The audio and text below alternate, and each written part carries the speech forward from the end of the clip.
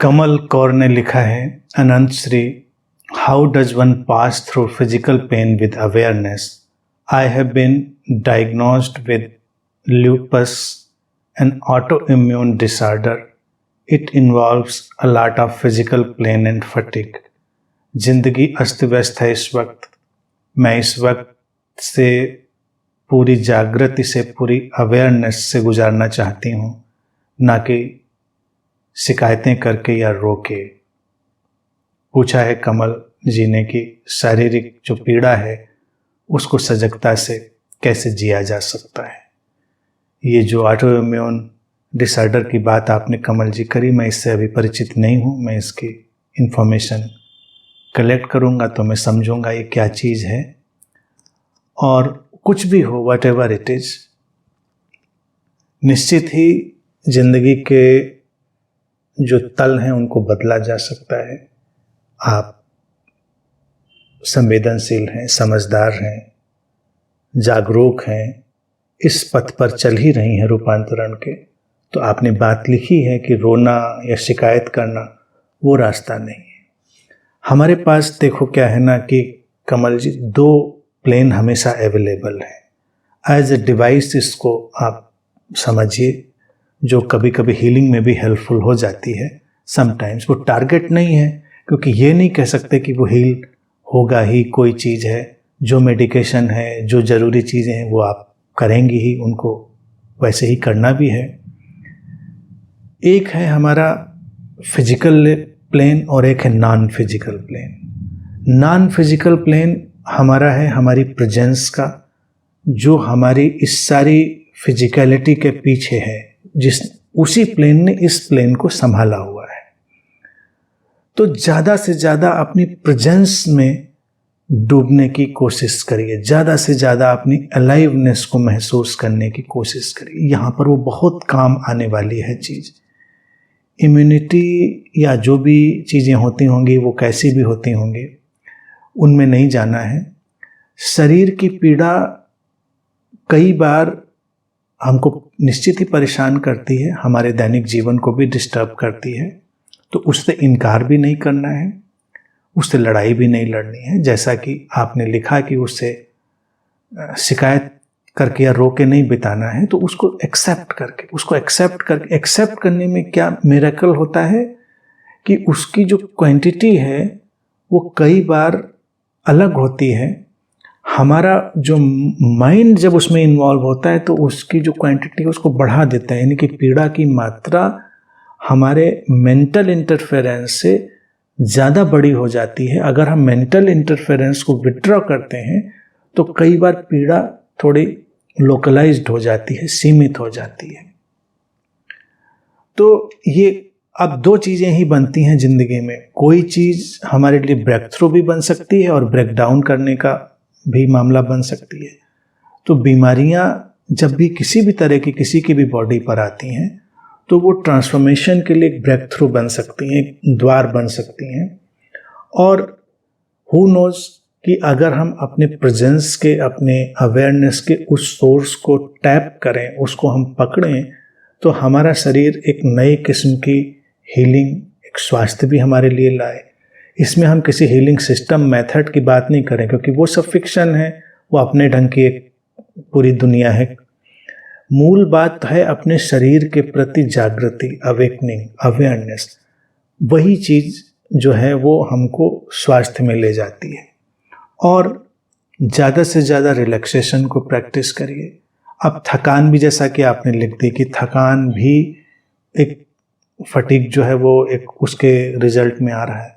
तो ठीक है, थकान आएगी तो विश्राम भी ज़रूरत होगा, लेकिन विश्राम अगर हम नेचुरल टेंडेंसी की तरह अपने अंदर डेवलप करें, हम ज़्यादा से ज़्यादा अपने बॉडी माइंड को रिलैक्स फील करना शुरू करें, तो वो जो फिजिकल फटीग है उसकी मात्रा भी रेगुलेट हो सकती है। वो क्योंकि वो फटीग बॉडी में आया, बॉडी से माइंड ने उसको इंटरप्रेट किया, तो उस इंटरप्रिटेशन से वो मैग्नीफाई हो जाता है, वो बड़ा हो जाता है। तो अपने आज ही से ये प्रैक्टिस अपने जीवन में शामिल करिए। जब भी बैठिए, लेटिए अपने पंजों से सिर तक धीरे धीरे पूरे शरीर को रिलैक्स होने का सुझाव दीजिए। सब रिलैक्स हो रहा है, माइंड को रिलैक्स करिए, थॉट्स को रिलैक्स करिए, बस शांत उस शून्य में खो जाइए। इस प्रेजेंट मोमेंट अवेयरनेस में पूरी तरह एब्जॉर्ब हो जाइए। एक तो ये काम करिए। दूसरा, जो पेन है उसको एक्सेप्ट करिए, पेन से लड़ाई नहीं लड़िए, और उस पेन को भी थोड़ा दूरी बनाकर देखने की कोशिश करिए, जो कि शुरुआत में मुश्किल होगा, लेकिन वो पकड़ में आ जाएगा। इसलिए क्योंकि जो आपके भीतर का ऑब्जर्वर है वो पेन में इन्वॉल्व कभी नहीं होता, किसी का भी नहीं होता पूरी दुनिया में, चाहे वो अवेकन्ड पर्सन हो, अनअवेकन्ड हो, उसके भीतर का जो ऑब्जर्वर है वो उस पेन में इन्वॉल्व नहीं होता।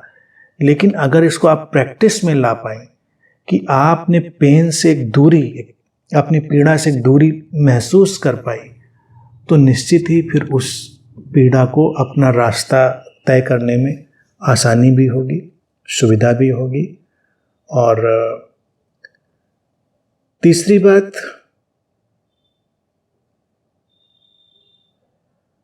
कॉन्सिक्वेंसेस के बारे में मत सोचिए। कोई भी कॉन्सिक्वेंस किसी भी चीज की हो,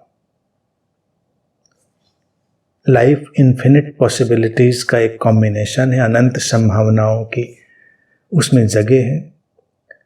तो आपकी ये जो एक्सेप्टेंस, अवेकनिंग, आपकी प्रेजेंस, आपका डिटैचमेंट, हु नोज क्या मोड़ देगा, किन इन चीज़ों को कैसे टर्न करेगा, कैसे उनको इवॉल्व करेगा, कोई नहीं जानता। तो इसको प्रैक्टिस में अपने डालिए और पीड़ा से लड़िए नहीं, उससे लड़ाई बिल्कुल मत करिए।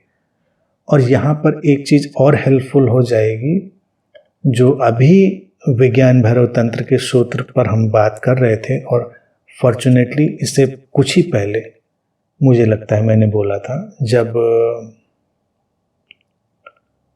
सूत्र था कि अपने किसी भी अंग को असीमित रूप से विस्तृत अनुभव करिए, असीमित रूप से उसको लिमिटलेसली एक्सपैंड करिए उसको। तो अब ये पीड़ा का, अभी चूंकि मुझे ये डिजीज़ का बहुत आइडिया नहीं है, पर समझ में आया, और अगर ये लोकलाइज्ड है कहीं पर, तो जो लोकलाइज्ड एरिया है उसको आप पहले देखिए, वॉच करिए, और अपने इमेजिनेशन में, अपने विजुअलाइजेशन में उसको एक्सपैंड होने दीजिए, एक्सपैंड होने दीजिए जहां तक एक्सपैंड हो सकता है, और फिर उसको छोड़ दीजिए। अपनी इमेजिनेशन में नॉर्मल हो जाइए, अपनी अवेयरनेस, अपनी प्रेजेंस में बनी रहिए। अगर लोकलाइज्ड नहीं है तो अपने पूरे शरीर को एक्सपेंड करने का एक विजुअलाइजेशन, कभी कभी, ऑल द टाइम नहीं। वो विज्ञान भैरव तंत्र का सूत्र जो कह रहा था वो केवल हमको सीमा से असीम में ले जाने के लिए कह रहा था। तो अपने पूरे शरीर को धीरे धीरे धीरे धीरे एक्सपैंड करिए, इमेजिन करिए, और फिर उसको एग्जिस्टेंस में डिसॉल्व कर दीजिए। इमेजिनेशन अवेयर बनी रहिए। तो जो बॉडी अवेयरनेस है, हमारी जो शरीर की सजगता का तल है, वो बिल्कुल बदल जाएगा, और आपके लिए कई हिडन हीलिंग के रिसोर्सेज जो हमारे सोर्स से, कॉन्शियसनेस से कनेक्टेड हैं, वो टैप होंगे। आप ज़्यादा बेहतर फील करेंगे, और मिरेकल्स में यकीन करिए, हु नोज अगले क्षण में क्या होना है। तो बस इन सब बातों का ध्यान रख के अपनी पीस, हैप्पीनेस, लव, हार्मनी हर हालत में इनको बचाए रखने के लिए कोशिश करते हुए चलती रहिए। फिर सारी कायनात आपकी मदद करेगी, हेल्प होगी। बॉडी अपने को मैनेज करेगी खुद। बॉडी की अपनी मैनेजमेंट की, अपनी विजडम की चीज़ें बहुत बहुत ज़्यादा मिरेकुलस होती हैं। So I hope and I bless कि सब चीज़ें जल्दी ही ठीक होंगी। ठीक है।